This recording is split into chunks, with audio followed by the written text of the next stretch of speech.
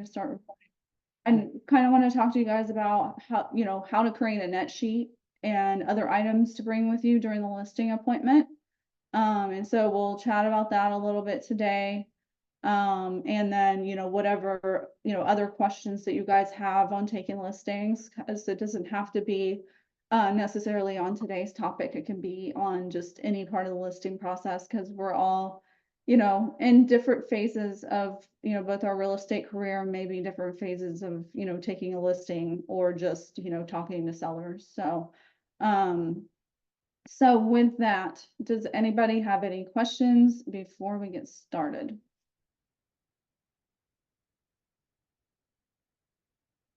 No? Okay. Well, if you guys have any questions for me, just raise your hand or interrupt me or whatever. So, and then I don't know if you guys saw or not, but I did solidify the every 2 weeks to do these trainings. So now you guys can, plan on that. I wanted to test out Wednesdays at 2, just to see how that was going to go, if that seemed to be a good fit for my schedule, and it seems to be just fine. So I figure I would just stick with this time, because it does seem like, it's a good time for other people too. A few of you are on here. Maybe other people will pop on during this call, but it seemed to be, work out pretty good. So we'll, keep trying out this time. So every 2 weeks you can, plan on us, jumping on and chatting about this. And so that'll also help you guys, plan out your, schedule and everything like that.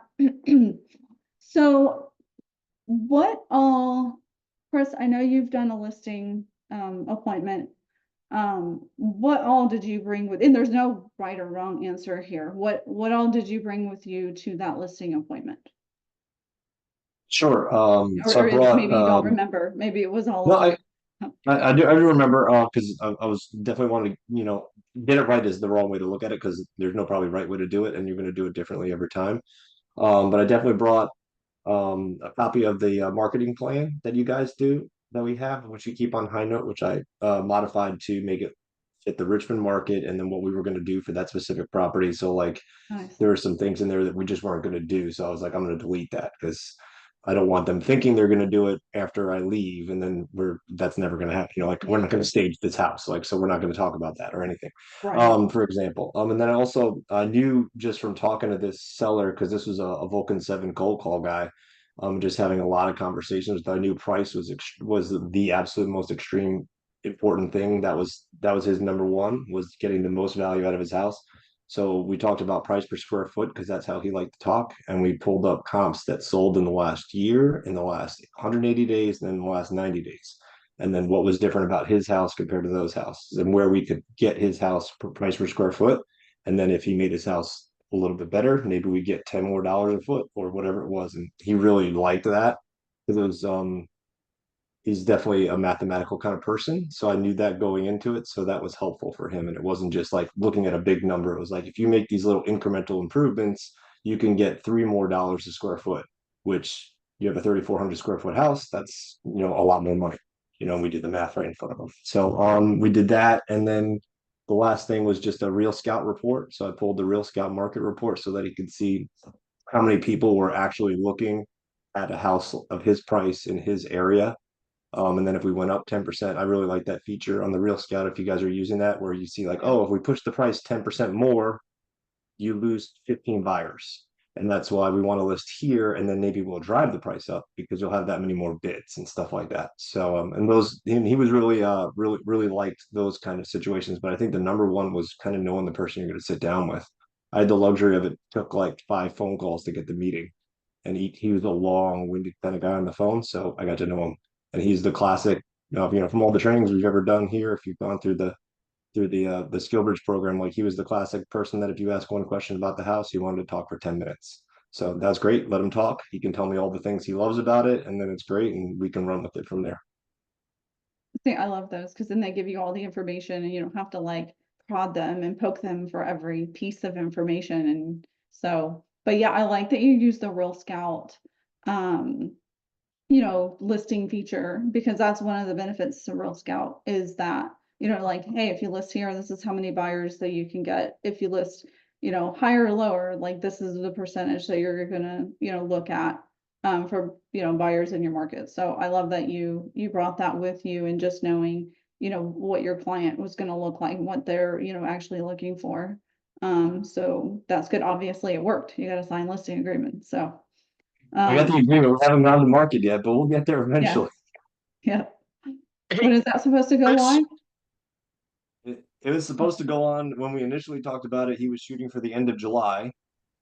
It's now the middle of August. He's still not done with it. We wanted to get it on so that we missed Labor Day weekend, and now he's not confident we might not make it until the middle of September. So we'll get there. We talk twice, no, we talk every other day. So he's not going anywhere. It's just he's slow on what he wants to get done. He wants top dollar for his house. He feels like these things need to be done. And he's also going through a little bit of shock with his family because this is where they brought their kids home, and he was the Mhm. one driving the move, and he's got to make sure his wife is coming on board with all of it. And so there's a process. So we're gonna do what we're gonna do. We've already missed the start of school, so it's not like at this point it matters a week or two. We're gonna, as long as he's comfortable, then he'll be more Right, comfortable with the sale. So I'm not pushing him there, but we always talk. right. Joe, you were gonna say something? I've got a question. So two actually. So I'm familiar with Realist on the MLS out here. Where's this Real Scout? Is that part of your MLS? Yeah, no, that's something that we actually have as a team, and we could Okay. probably get you guys added to that because let me chat with David. I don't know if there's certain parameters to where we're setting it. People, I don't think there is. So we can get you added to that. Okay. I think that long term is the goal because we have so many seats open that we already paid for. Real Scout, I found that out from my last brokerage because that's something that they included for free. And so I liked it. So at the time it was like $40 a month for Real Scout. And so that's like an MLS a search setup feature. And then they offer obviously a whole bunch of other things. There is a past team training or not team training, but team call that we had, and we brought somebody on from Real Scout. And so that should be, you know, on YouTube. So just ask Cecilia if you can't find it. She should be able to tell you where it is because she's the one that does all the uploads and stuff for me. So yeah, if you watch that, because that'll give you a lot of information on, you know, the tool that Chris used for his listing. And so it's a really cool tool. So I need to Okay. talk to David That because training was awesome because I yeah, didn't know what I was doing in Real Scout until I did that training. And then I was like, wow, this makes a lot more sense because I was just hunting and pecking and doing how I did it but it was really focused and it was really, really good. So, and how it integrates the follow-up boss is fantastic if you have clients going on either side. And I use it to nudge clients now because I'm doing a lot of cold calling. So if I find their numbers, but they come with an email address, I can do some slow nudging through Real Scout, which is really cool. And it monitors a lot of stuff. Cool. I will check that out. And my next question is kind of in relation to that. So, Chris, you mentioned your seller's going to do some changes and fixes to the house. Do you need to pull new Real Scout data? Like, so if he's going to wait, you know, after the school year starts, you know, things might change given your local real estate market. How are you going to like move forward with that? Are you going to pull like the latest Real Scout data right before list or? So we agreed on a list price that was not below market value, but right in the middle of where everybody sees on the public display sites, but it's also in the middle of where we would want to list regardless of some of our market analysis. And if anything, the prices have just gone up from there. And then David and Tasha's theories about not pushing the price at the top of your list, but getting a good list price to get people in and then driving the market up that way. I think we're still really good there. And in Richmond up here, we've seen no slowdown in the market necessarily for price. You're just changing a little bit of who's willing to move in there based on the time of the year. So right now we're looking more towards, you know, younger families that don't have school age kids yet, probably because they've already got their kids in school. But you know, you still have tons and tons of families there that are kids in daycare, kids in preschool, or people that are going to start a family sooner than later, or people without any kids at all. It's a 3,000 square foot house in a family neighborhood, so it's probably going to drive to some sort of you know, younger family, but there's not a slowdown in the amount of people looking based on the Real Scout numbers. It's probably just different people looking at this point. Cool. Thanks so much. those great questions. Um, So I guess I'll just share with you guys how we've, always done our listing presentation. So beforehand, we have several things that we usually print out. And though I guess I can consider myself, what do they call it, a geriatric millennial, I'm, fairly good with technology. But then I'm kind of old school too at the same time, because I do like some things printed out and in hand, like, especially, like Chris said, like knowing your seller, knowing like who you're meeting is also gonna, like, if you're meeting up with the older generation, if you just send them something digitally, that's gonna be the worst thing for you, right? So, but I always like to have, several things printed out. Even if I do send them things that are digitally done, like our pre-listing presentation and stuff like that, that I talked about in the high note, that all of that is great, right? But whenever you meet with them in person, there are several things that we always had with us. And so, one of them being, something Chris already mentioned is the marketing plan. Though our marketing plan has evolved over time, we always had some form of marketing plan with us. Now we have the 8-week marketing plan, and it's great to customize it and take out things that you will never do. If you're like, hey, I'm not, like Chris said, I'm not, gonna, do staging. I'm not gonna do this. I'm not gonna do that. Like, take those sort of things out, make it, customize that to you. But I do think it's important to bring the marketing plan with you, because that is, what you're, shows, some of the value that you bring, if not all of value that you're bringing to the table. I wouldn't say all of the value, because, your value is in other things other than marketing the property. But that is the majority of your value, right? Like how you're marketing the property, because, that's your job, is to get that listing sold. It's not to take the listing, it's to get the listing sold. And so we always brought some marketing plan with us. We even brought the home staging checklist with us. And though they may not be paying necessarily for the staging professionally, I always talk to them and say, like, hey, you're going to be doing staging, whether it's you hiring a stager or you doing it yourself. So either way, the home needs to be staged. And something that we lacked, that we probably should have done, was bring photos of what their home should look like with us. And though we do have a high note, it also helps to just be able to see that, like, okay, this is a home that's not ready versus this is a home that we have staged and that is ready to go. Because another person's viewpoint of staged and ready could be different than what is actually meant to be staged and ready. So you both being on the same page is always good. So I kind of wish that we would have done that in the past. I feel like we've kind of lucked out though, because most of our clients have been fantastic about staging their properties, whether it's a DIY or a fully staged property. So talking to them, it's a great time to be able to talk to them about that whenever you're showing them that home staging checklist, like how to declutter, what things need to come off the walls, what they need to do. And so that is something that we always brought. I always brought with me, I always bought one of those EXP folders. Do I have one right here? I wish I had one so I could show you guys. But anyways, if you go to the market center, oh, Joe, are you bringing out one? Oh, you guys are already prepared. Look at you. Oh, nice, nice. See? Wait, I gotta see this, Joe. Show me again. Nice, nice, nice. Awesome. Okay, so you guys are already prepared. Haven't opened them yet, but yes, getting into it. Yeah. So what I would do is we would have our own folder, right? So we had our own folder of points we wanted to make. We had our own folder with, just a notepad and a pen and everything in there. So that way we can take note of, things that need to be done around the home, or like the seller is like, hey, we upgraded XYZ and yada, yada, the water heater is gas, the dryer is whatever. So you're going through, you're marking down those things on your piece of paper, or, the notepad. So like you had all your things in there, but I would always put whatever copies of everything that I wanted the seller to have in that folder.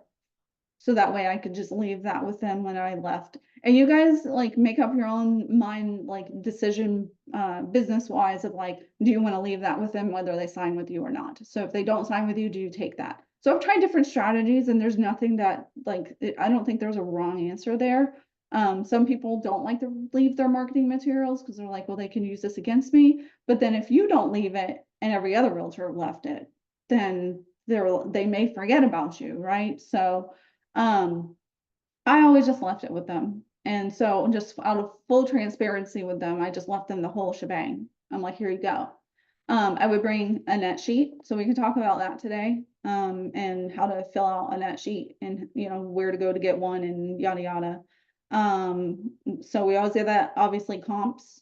There's no right or wrong answer here to comps either. You can do RPR. I don't know if you all have that, but our RPR is provided by my MLS. I'm part of CRMLS. I don't remember Florida if that is a thing here, but use that. You can just use Cloud CMA or whatever your MLS provides. I think most of them are Cloud CMA. I'm not sure. Chris, you said it does. You have Cloud CMA. Is that Yes, what yeah, you that's what's use? up. That's what's up here. Sometimes I'll use that. Sometimes I'm just doing my own research because I want to make sure that the CMA isn't pulling things from the wrong neighborhoods. Because, like, Oh yeah. for example, the listing I took is a non-HOA neighborhood. So if it's pulling all the recent sales that are a quarter of a mile away, but it's an HOA neighborhood with tons of amenities, that's a different priced house. Like it just Yeah. is. So you got Right. like the computer program's not going to catch that. So you got to Yeah. know where it all is. Yeah. Neither does Zillow. When everybody asks like, hey, what do you think about Zillow and their pricing strategy? I'm like, well, they're just taking all the homes and acting like they're just one house and not taking into consideration, you know, what the repairs or what the upgrades are, you know, what's the, you know, is it, you know, does it need to be completely fixed? Is it move-in ready? Like yada, yada. So, but that's a whole different subject for a whole other time. Going to the bus. Okay. Um, so, yeah, so you can use whatever CMA, you know, product that you want to use, whether it's part of the MLS. We got to a point where after you do it, you know, time and time again, sometimes you can price out a property without even having to pull comps. But sometimes that's good still for the sellers to be able to see, right? And so what we did, and I'm not necessarily recommending doing it this way, especially when you're first starting out, you may want to do it a different way. But and I'm not saying my way is better. I'm just offering like different options. But so when we went, we would just print out from the MLS what the comps are because we were able to talk them through the value. Does that make sense? Like we didn't do a full on CMA. We did in the beginning, but then as we knew more and more and more, like, okay, we know like this home's gonna like, we would print out our own copies to be able to have right in front of us to talk about them. Like, okay, this home is closer to the highway and yours is further away from the highway, like those sort of things. And so we'd be able to just talk through that with them verbally. And then we would just hand them the comps of the property. And so if you have somebody that's like, hey, I want a full CMA, you're like, okay, cool, I'll just send that to you. But that's how we usually did it. No right or wrong answer. It's just how we, you know, we got into kind of a groove. So that's what we would do. But you know, RPR, Cloud CMA, whatever you want to use, that's all good and fine. And so we would have, you know, copies of that. So like everything that we're doing, we're having at least one copy. Sometimes, especially if you know it's going to be a couple, maybe print out two or just have them share. So we would have that. We would print out, and I still have yet to get. So we are gonna have to still, if you guys need it in the future, the timeline spreadsheet that we were talking about last time. So we can share that with you guys. But just remind us, if you guys want that, we can send you guys that. I think what we need to do is get it from a spreadsheet to a Google Sheet. So that way we can share that easier because spreadsheets aren't that easy to share. But remind me if I don't do that for you guys, because there's just so many things that I sometimes forget things, so. Yeah, go ahead, Tyler. Oh, I was just saying, got it. Like, Okay, thank you, thank you. oh, So yeah, so we would do net sheets, copies of those, obviously the comps, staging, a marketing plan, and the timeline. I believe that's all we would do. Let me think about it in my head. So I was going tomorrow to a listing appointment. Yeah, so we have comps. Yeah, we put all of that in a folder. I don't know if the folders that you guys have has a little spot for the business card. Does it have a little spot for that? It does. Sweet.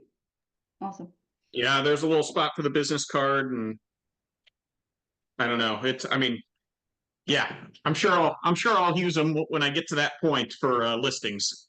Nice.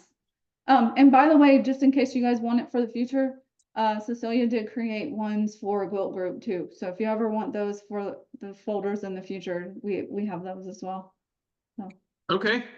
Hey, Yep. Tasha, while you're on the topic of the comps piece, Mm-hmm. so it makes sense to me that I would bring comps, we would talk about those differences. And honestly, I really would hope that whoever my clients are can kind of see those differences. Like, oh, that house is clearly, an extra bedroom or a 3-car garage versus my 2-car garage or something like that, so that they can kind of see where that value is in their Mm-hmm. own house.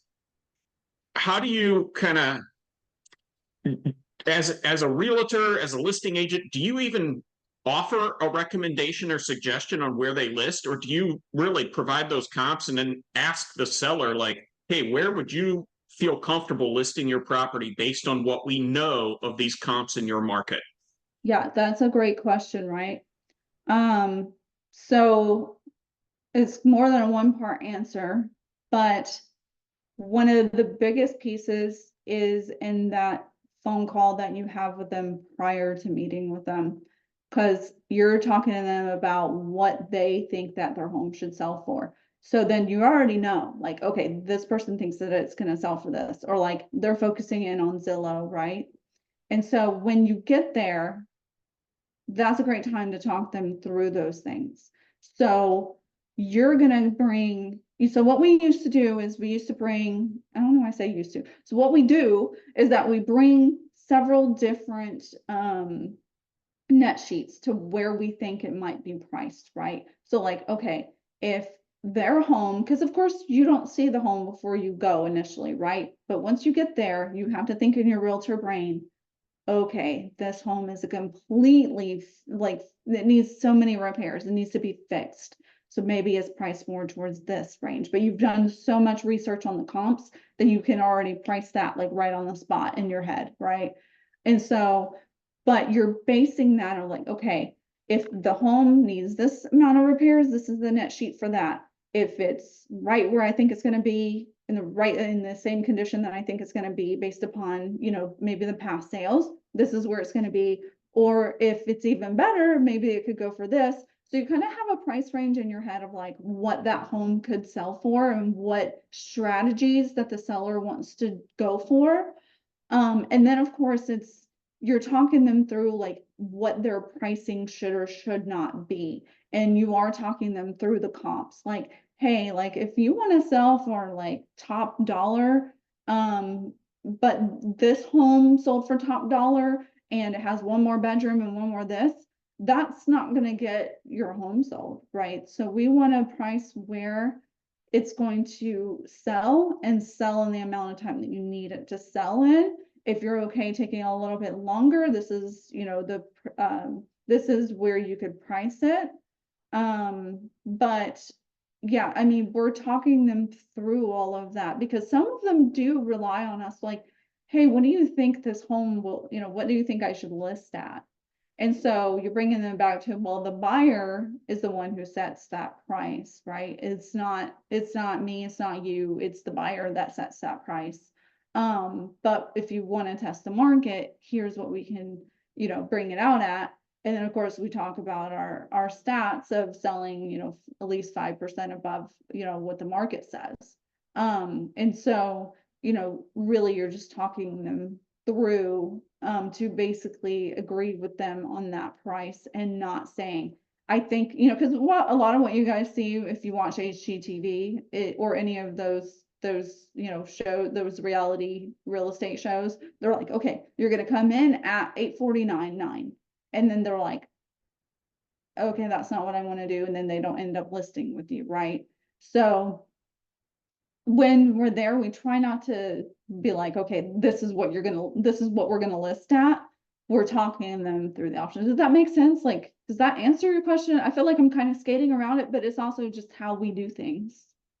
Like we just No, I talk think through it. that kind of answers my question. I really feel like, you know, ultimately it's the seller's decision on what they want to list Mhm. at, right? I mean, you know, so then that Seller's kind of leads to decision, my buyers next will question. determine if they're willing to pay that.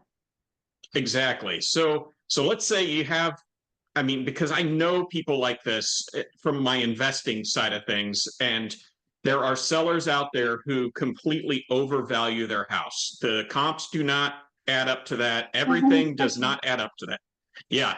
And so then, I mean, as an investor, I know as a buyer how I negotiate that, but as a listing agent who would be working for the potentially working for those clients, have you guys been in a situation where you have to say, hey, listen, you know, unfortunately, it's just not realistic for, you know, given this market, I'm sorry, I'm going to have to, you know, send you to a different real estate agent or something like that? There's been ones where we're like, we talk about it after the fact, and we're like, we do not want that listing because it's way overpriced. Yeah. But I don't want to say things are like hunky dory or anything, but like I guess we've kind of been lucky, but kind of not, because like most of the ones we're not on the same page of getting where to price. I would assume that they just don't want to list with us. So that's probably in just the statistic of the people that we've met with that decide not to list with us is probably because we're in this wrong page as far as pricing, and they're thinking their home is worth more than it actually is. We even had it on our own road that we live on. Like, okay, this person wants to list at this price, and we're like, no, that's not what the comps show. The comps don't show that your home could sell for that price. So then we don't take it, right? Or they don't hire us. So it's, I mean, I Yeah. guess it's in a roundabout way it's happened. But obviously the people who are on the same page with us list with us.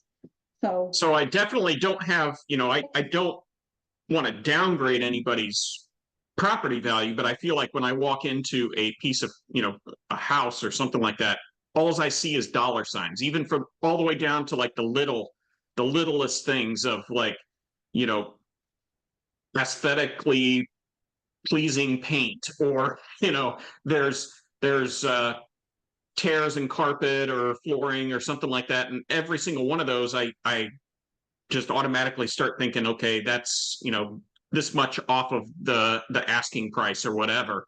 I guess how do I work with my clients to really see the added potential value that they can get by listening to our advice and then actually I implementing that think advice that's to a good do those topic for fixes? a whole training by itself, All right, honestly. right, and we'll wait then on that. We'll do one on pricing strategies, and I may have David lead that one because he's our main one that Cool. does all of that. So table that, remember that question, because we will address it. It just I be will. in a different training. So, but no, Perfect. that is a great question. Yes. Um, so, but yeah, no, I love all of your questions, Joe. Those are all really, really great. But yeah, there's specific strategies and stuff like that to be able to show them what their value is based upon if they paint, if they fix things in the house that need to be fixed. Like if you want to get top dollar, kind of like what Chris was explaining, if you want to get top dollar, like these are the things that you need to do to be able to get that at you know, the current status of your home. it's not gonna sell for that price. But if you, paint, upgrade the counters, like do those sort of things, that is gonna be what gets you the price that you want. And though some of them are unrealistic, it's never gonna be a point where, if they do that, that they're for sure gonna get that value if the comps don't support that. But if they're gonna do a complete, all of these repairs and all of these upgrades, then, that's gonna be worth more, because if they want to, bring it out, at higher than what you think they should do, and they're like, well, I refuse to, replace the carpets, but the carpets has all these stains all over it. Unfortunately, the buyer is just gonna stick on that, right? They're gonna be like, well, I have to come in and now I have to replace all of the carpets. It's almost like when you offer a credit to the buyer and they're like, oh, we'll credit you 10K, but they're still gonna, okay, see if, too much. But they're still gonna be, what was my point? I got distracted by Joe going to the bathroom. Tyreek, what was I trying to say? Chris, what was I trying to say? I'm I thinking, mean, just because you're giving them a credit, it's not free money. They probably have to spend that money to fix it. right. Yeah, that and the fact that they're now devaluing the home, because as they're walking through, they're just thinking of all the things they need to do. Oh, if the carpet looks like that, what else do I have to repair? So it's just what goes through buyers' heads. So it's just like, so it's kind of, something you have to walk through with each seller. Like, okay, if you want this high price that's going to take you a little bit longer to sell, you're going to need to do all of these things to your house. If you want it to sell it like just as it is and you don't want to make any repairs, you don't want to do anything, then we can't list it where you were wanting to list it. So I feel like I have to wait. Okay, Joe's back. Um, so, but yeah, so, I guess I'll just go back to, a little bit about what we were talking about. So going back to net sheets. Do you guys know where to go to get those? Do you know how to create one? Do you kind of get the overall concept? Do you want me to walk you through it? I saw Do you the want one me to on open? GGU in the onboarding, but would be happy to kind of walk through it. I mean, it totally makes sense. I think you guys provided one that was like a from a title company or something. Yeah, Old Republic Title Company. So That's right. that's usually what we did, was we would just go to Old Republic, because they're one of the ones that is like an easy company to use, because it's just online. You just go in, you don't have to like contact a company and be like, hey, can you give me the XYZ? Because let's just face it, a lot of times we're doing this stuff at like 10 o'clock at night. So it's not necessarily going to be something that you're going to do during the day. And though you can call title companies and ask them to give you a net sheet, you just have to be prepared with all the info. So you just want to make sure that you have, because otherwise you can take a guesstimate or you can look at realist tax, but you're gonna have to know like what the seller owes on their home if they have a payment. And most people have payments, mortgages on their home. And then what the interest rate is at. So that's also going to factor into what their net sheet is going to look like. And then of course you're going to base it on what they said that they wanted for their home and the comps that you pulled. And so like, oh, if I want to sell this home for 700K, this is what my net sheet is going to look like. The only thing that I haven't done is create a new net sheet in this new market that we're in, right?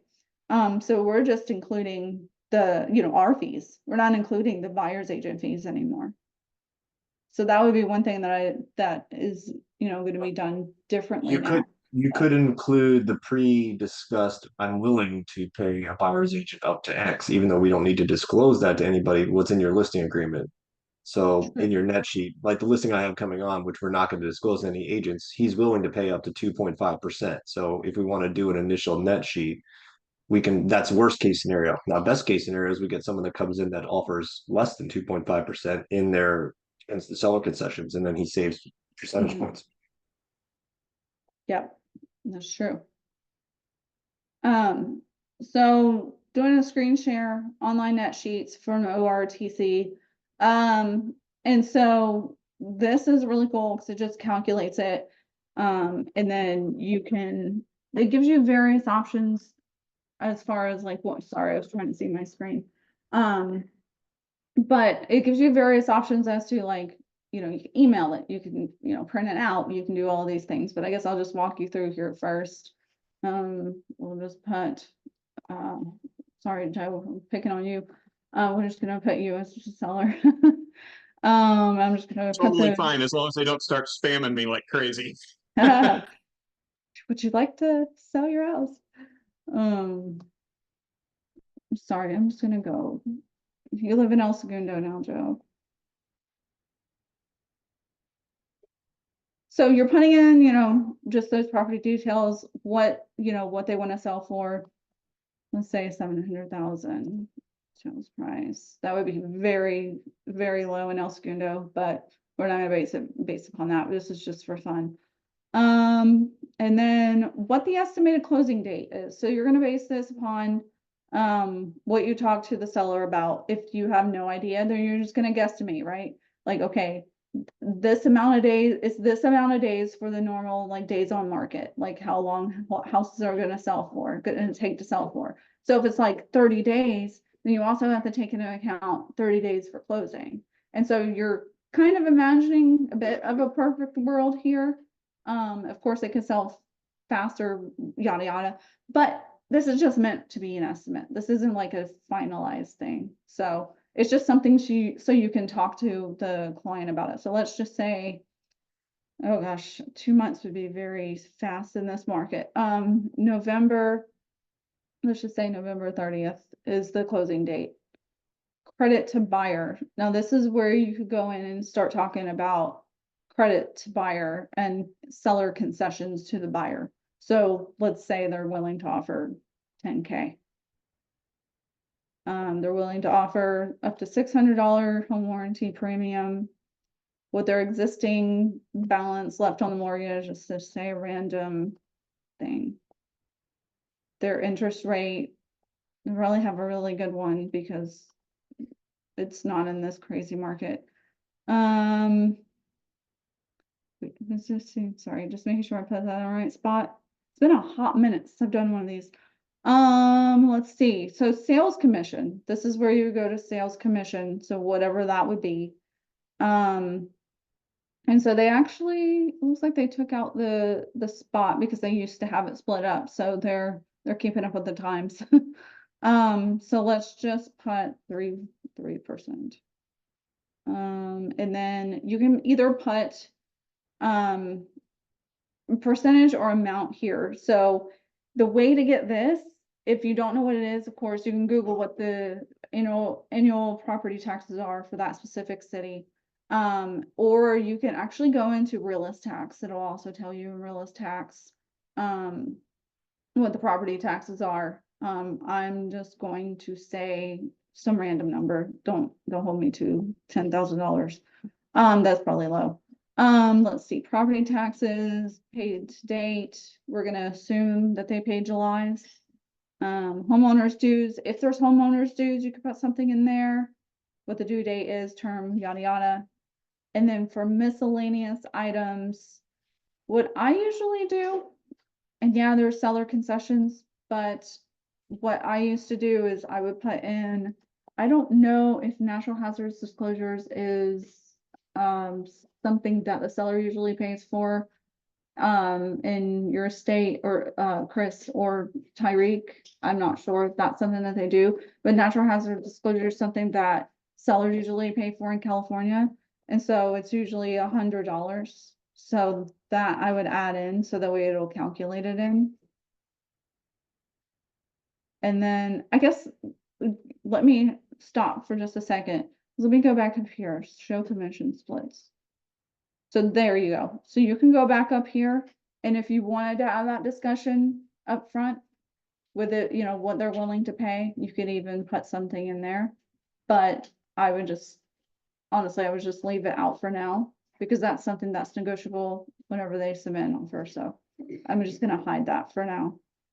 But that's where you could put it if you wanted to. I digress. Okay, so let's go back to NHD. So you guys will have to figure out, if you don't already know, if, you know, what the seller usually pays for in your state, if it's outside of, you know, these things are already listed.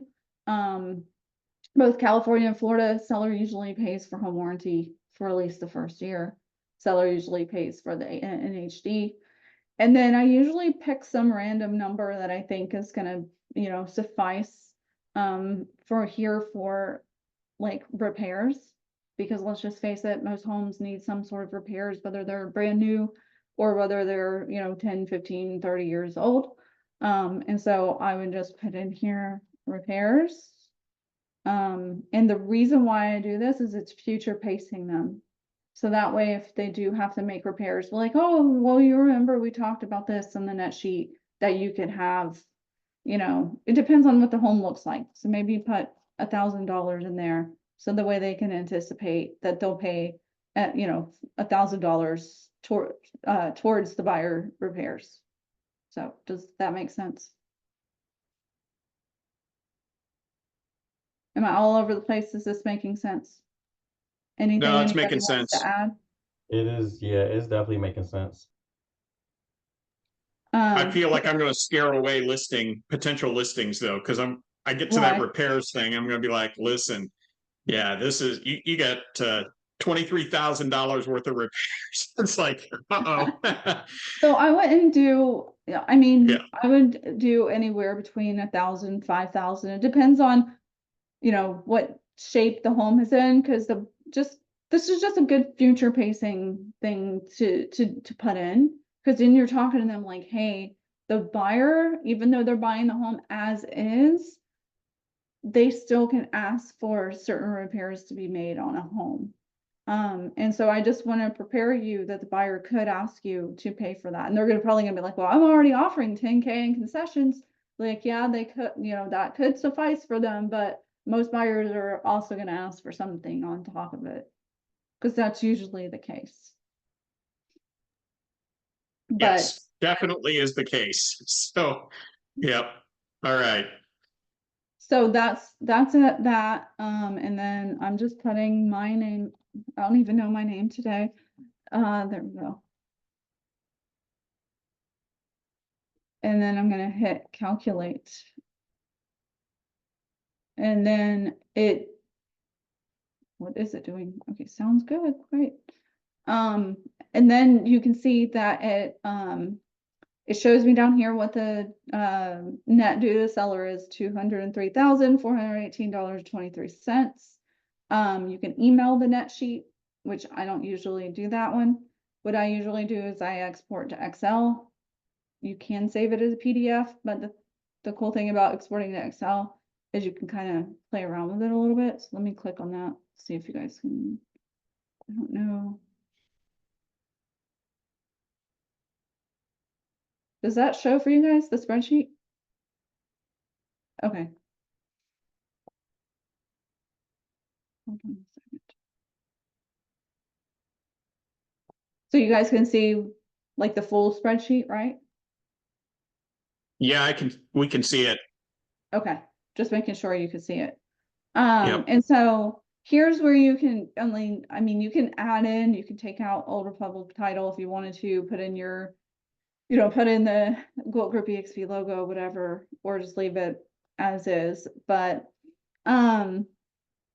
so this will, you know, you can print this out so the way you can hand it to them. You can do the print to PDF if you wanted to be able to print out and hand to them.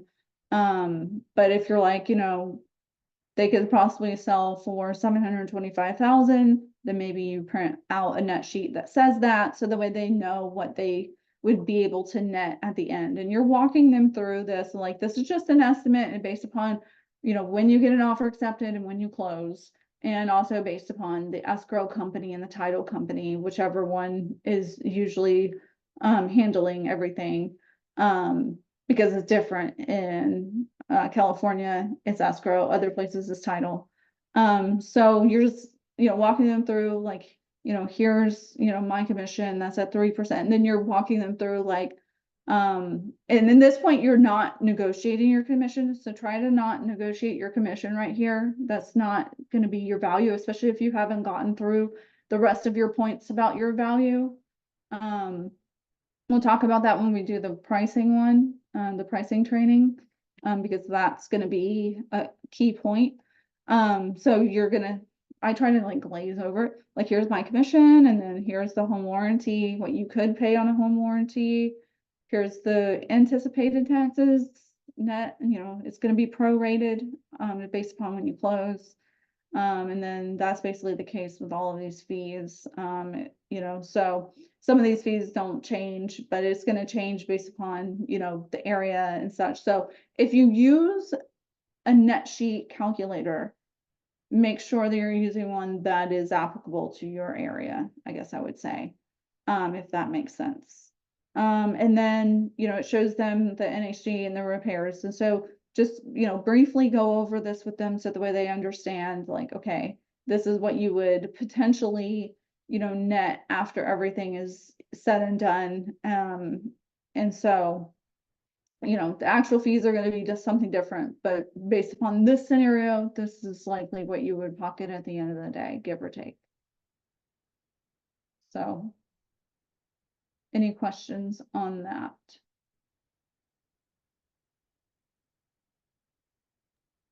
No, and I definitely see the value in this, especially like Chris was saying earlier, his seller's a math-oriented person.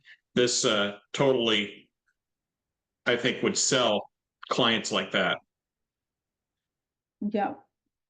The only thing I'm confused on is, oh, wait, where does it say the number? I'm confused with what happened to the number. Did they change this around? Because that just doesn't look right. You know what I mean? It doesn't have the number down here. Yeah, it does not have the total. I see due to seller estimated with nothing there. Well, that wasn't a good transfer to the spreadsheet. Huh. Wonder if it has it. Do you need to click It's enable like it editing? has it here, but I don't know what happened. Let's see, save as PDF. Yeah, it might be like a macros thing or something like that. Maybe. Oh, it has it on the PDF just fine. That's weird. So I guess if you're gonna use the other one, just make sure that it's actually calculating correctly. So, but anyways, but then, I mean, you guys could see like the different options that you have. I actually like the PDF version, but if you wanted to play around with it at all, a spreadsheet is better for that. But you could even bring on your computer, a copy of the spreadsheet so that way you can mess around with it at the listing appointment if you wanted to. So, but yeah, so that's how you guys do a net sheet. So hopefully that helped you out more on how to prepare that. But we would have this for each listing that we went to, and this is something that we never went without. We always had this. So so let's see, we already talked about, oh, and we would bring, so if we had any type of conversation with them prior, we would bring, actually missed a few things now that I'm thinking about it. The seller counseling interview. So like whatever intake sheet that you use whenever you had that conversation with them on the phone, bringing any notes or whatever that you took. And then also I would print out the tax record, because sometimes the tax record said something different than, like, if they added a room or if they permitted in something, the tax records may or may not be correct. So like I would go and look on the realist tax that, whatever is available to you guys in the MLS is what you're going to use, right? So I just look, okay, well, this says, 1,300 square feet, whereas, they said that it's 1,500 square feet. So like, did they get an appraisal? Like, what happened with the property? So you're kind of like talking through any discrepancies there. So I bring that and print that out. So that's one thing that I left out that I would usually do. I'm actually gonna add that in the SOP so that way I don't forget to tell people that. So tax.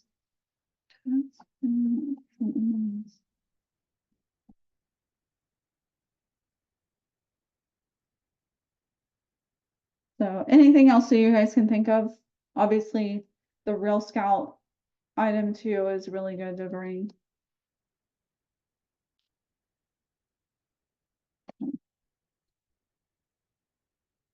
But any other questions, any other clarifications needed? And so if we're going back to look at this, will the link just get posted in the future of this training? Like I want to go back and look at it later. Yeah. Yeah, so Cecilia's uploading them to GGU. So if you need Okay. any, yeah, if you need to Okay. access it, it should be on there under videos, on the phase 3 under videos. That's where they should be going. If you can't find it there, just ask her. She'll help you figure it out. So, and then obviously, you're walking through everything with them. You're walking them through the, well, I guess another thing that I forgot to say too is that I always printed out a copy of the residential listing agreement. So I always brought the listing agreement with me. I'm anticipating that they're going to sign. I even highlight it for them where they're supposed to sign. And so, the advice that I've always gotten, or a piece of advice that I've always gotten was just to hand them the pen. So like if you feel like you're all on the same page with everything, they seem very happy, they're smiling, just hand them the pen. That's more comfortable to me than asking them if they're ready to sign a listing agreement.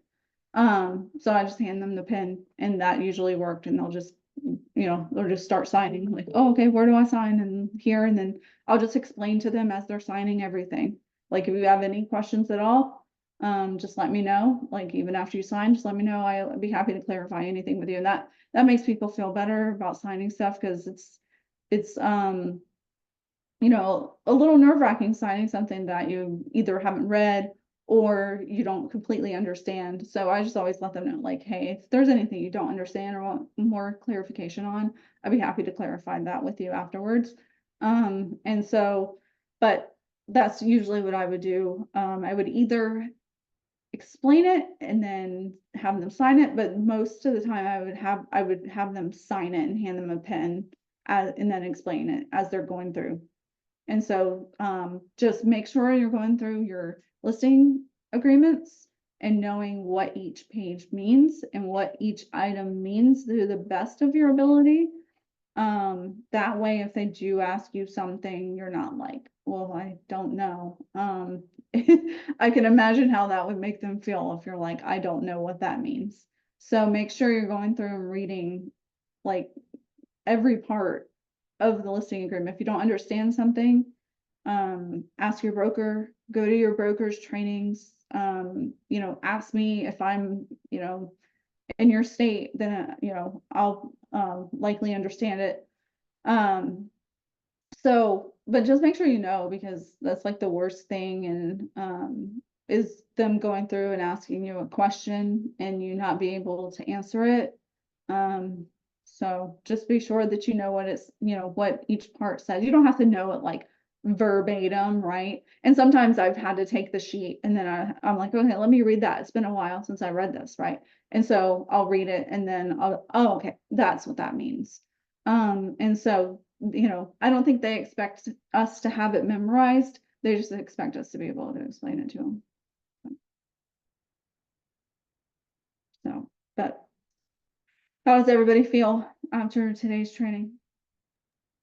Feel good, honestly. Feel like I learned a good piece of information and some tools that I can use when I get to that point. Good, good. This is what this is meant to do, is help prepare you guys more. So Yeah, I'm feeling better about the listing side. Still not there yet, but you know, That's we're on the okay. buyer side. I feel like I'm ready to get out there and start helping now. The listing side, it's going to take me attending these kinds of trainings, having this discussion, having the feedback that I was getting earlier from Chris on this as well. I think, and then Tasha, with your experience and David's, it's just going to make it that much easier when we're ready to start doing that. Yeah, absolutely. If you're not prepared now, believe me, you will be. And there will be a time where you're like, yep, I'm ready. So if there's anything that we can do to help you feel a little bit more comfortable, please let us know. You can always just let us know, privately as well. If there's anything that we can do to help you feel a little bit more comfortable with taking on listings. Because really it's just like, what I explained on one of the previous calls was I didn't take a listing for a long time because I had no idea what to do. But once I decided that I was like, okay, now I know what to do, I got a listing. So I'm just like, okay, that was just like the universe aligning for me, like everything all aligned. I'm like, okay, I'm confident I can handle a listing. Was there plenty of things that I did not know what to do? Yeah, there was plenty of things that I did not know what to do, but I just figured it out. I was like, well, I'm not gonna sit there and be like, well, I'm new, I don't know how to do this. If they ask me something, I'm like, let me find out and I'll get right back to you on that. So.